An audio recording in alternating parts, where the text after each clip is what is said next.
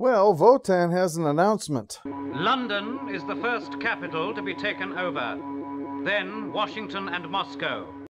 Doesn't think small, does he? The plan is to have some war machines to carry out this takeover, built by skilled laborers acquired by calling them up and taking over their minds over the phone. This is why it is so vital to screen your calls. Brett then tells Krypton everything that he needs to do, rattles off a long list of it, tells him it is absolutely vital to not do any of that.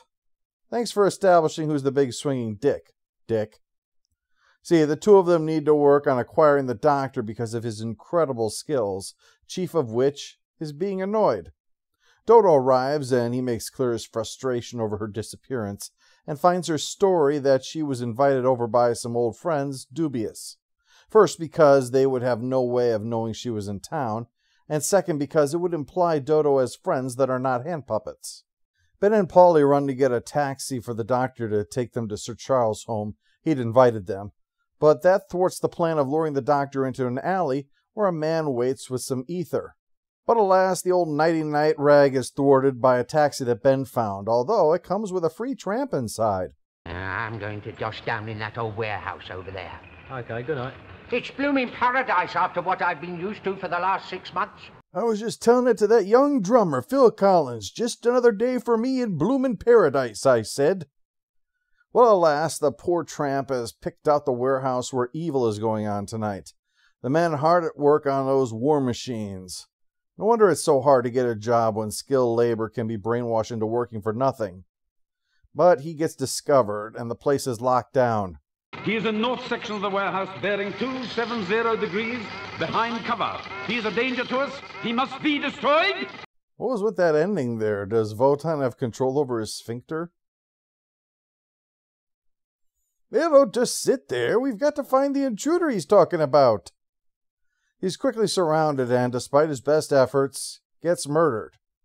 And we get our first look at the war machine in all its, well, I wouldn't say glory, in all its... So anyway, the Doctor learns of the tramp's body being found and is disturbed at the timing. But a more immediate concern is two of the scientists who work for Sir Charles resigning out of the blue and without any reason. It's a bother, but there's not much the Doctor can really do about it. I mean, his doctorate is not in human resources. Polly swings by. She'll be filling in as Sir Charles's secretary, who is out sick, and is soon followed by Dodo, who thinks that they should phone up Professor Brett to see if he can advise on possible computer experts. Well, you know what that means.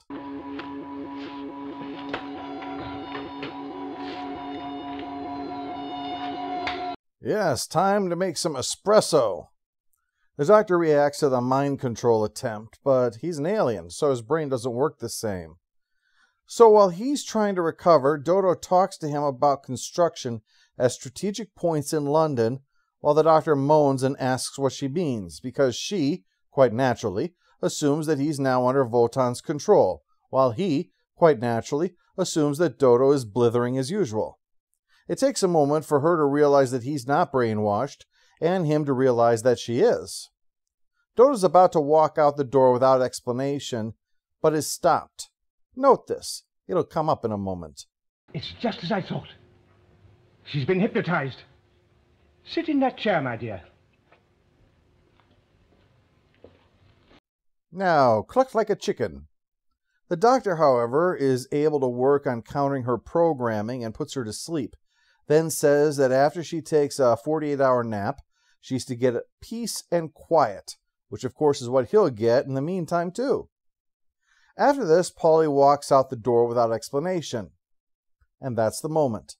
The moment that Polly takes over Dodo's role in the story. Before this, it was to follow Dodo around everywhere she went, building rapport with Ben.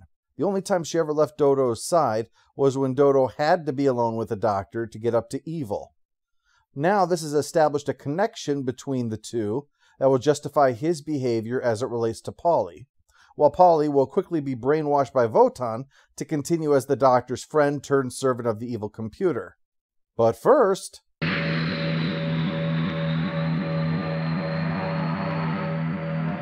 British industry building a better world, from electric typewriters to lorries that get 8 miles to the gallon. The future is now, and the future is built upon coal-powered factories. Yes, indeed. Well, looks like the war machine is finally operational and ready to be armed and have its weapons tested. So, naturally, the Major chooses the target to be one of the highly skilled workers. About to fire. Fire! Oh, great. Now we just need to find one of the 3 other experts in Britain who do what his job was. This is when Polly briefly re-enters the story at Wotan's room, and then we see Ben visiting the doctor to pick up Polly, whom the doctor is suddenly very worried about, suddenly convinced that she has some connection to the mysterious events that are happening. So he asks Ben to look into the area around the spot where the tramp's body was found, hoping that Ben will draw less attention than the police. So he arrives in time to see them testing the big weighted arm when it smashes a table. Then it's time for the movement test, at which point it then run around smashing up the place.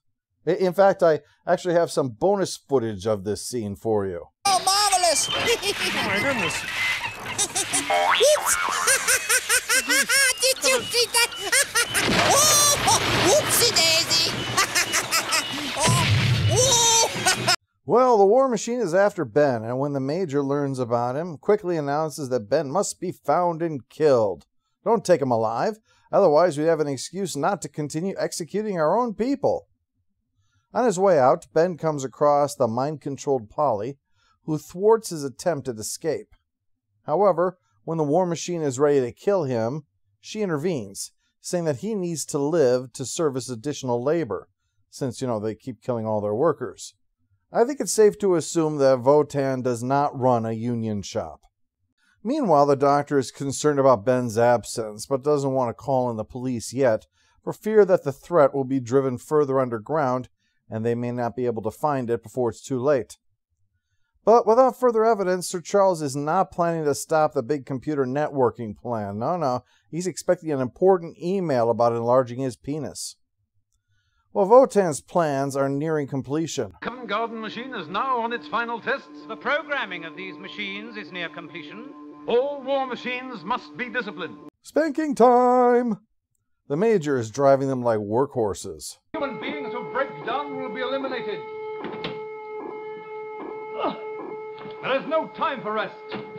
The guy's doing even less work now that you've karate chopped him, dickhead.